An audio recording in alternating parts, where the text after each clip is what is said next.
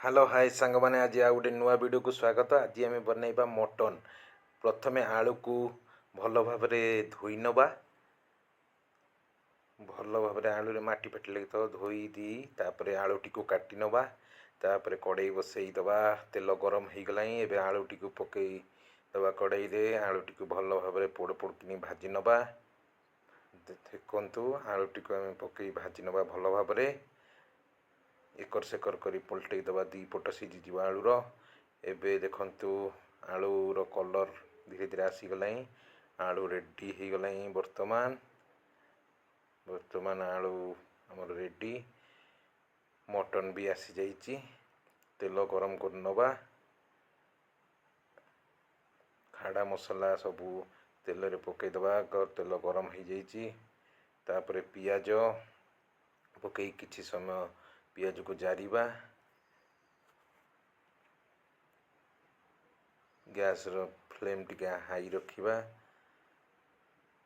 वर्तमान पियाज को भल भाव लाल हवा जाके पियाज टी भल भाव जारिबा। एपटे मटन रेडी। आलू भजा भी रेडी। पियाज धीरे धीरे कलर चेंज हो आसला। तापर अदा रसुण पेस्ट अदा रसुण कंचा लंका जो पेस्ट छेची थे ताकू आम पकईदबा। भल भाव पियाज सांगे मिक्स कर नवा। टमाटर को भी पकईदबा। एबे मटन मसला हल्दी गुंड लका गुंड पकई मसला को भल भाव कषि नवा। तापर मटन टी को पकईदबा। भल भाव मसला मटन टी को भल भाव कषि नवा।